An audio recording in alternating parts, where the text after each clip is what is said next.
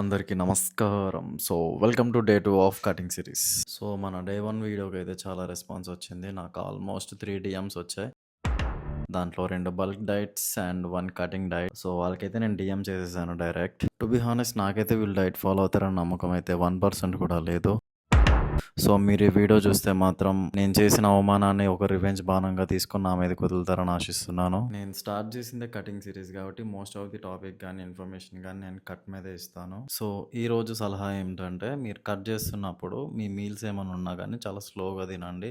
Like ఫాస్ట్గా తింటే మీకు ఫాస్ట్గా అయిపోద్ది, క్రేవింగ్స్ వచ్చే ఛాన్స్ కూడా ఉంటాయి.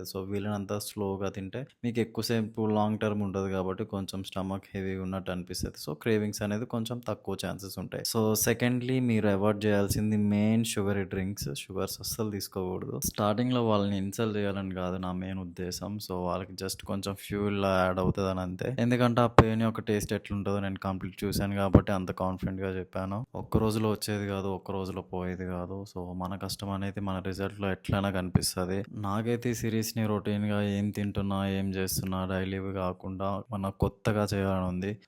మీకేమైనా డౌట్స్ ఉన్నా, ఏమైనా ఐడియాస్ ఉన్నా కామెంట్లో అయితే కామెంట్ చేయండి.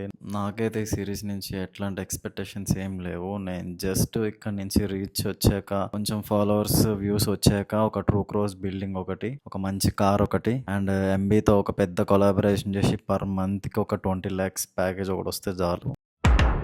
That's it for today. See you on next video. Bye.